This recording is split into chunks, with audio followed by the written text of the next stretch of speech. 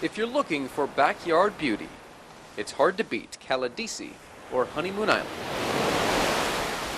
As picturesque as Florida gets. I had never seen many of these photos until after my grandmother's death. It also happens to be the place where some of Terry Fortner's favorite photos were taken. And here's Myrtle as an adult with one of her many pets. That's her right there. Yes. This is her grandmother, Myrtle Scherer, born in 1895. Her parents lived on Caladesi Island. They were homesteaders. A woman who knew a much different looking coast.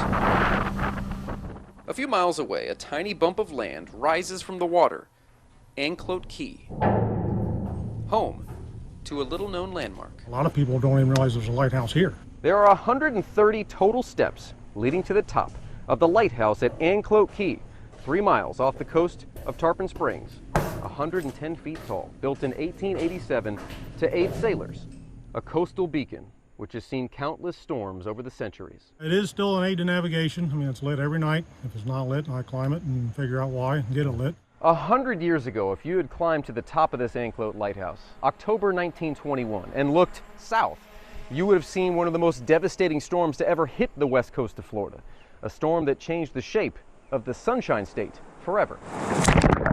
The Great Wall of Water had piled rows of seaweed, lumber, broken small boats, and other trash up on the sand dunes. This is the story of how the pass was formed and the island became two.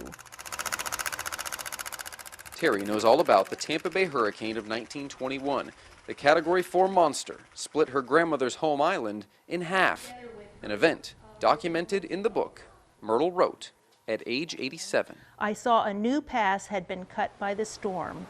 This is now called Hurricane Pass. A place that still exists today. Florida is synonymous with hurricanes. Inside the Dunedin History Museum, you'll find a special exhibit examining some of the biggest storms to ever hit Florida, like the one that created Hurricane Pass. You know, the reason we have 2 islands instead of 1 is because of a hurricane. David Knupp is the museum curator. Tampa Bay suffered serious flooding.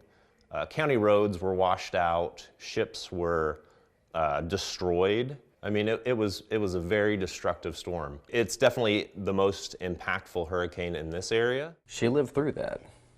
I can't imagine living through that. She was the first person to see the pass cut after the hurricane. Boats now float where Myrtle Scherer once walked. She survived a storm like few others Florida has seen. Hurricane Pass, it has that name for a reason. A century ago, the shape of our coast was changed forever, but it still left us with one of the prettiest views in Florida.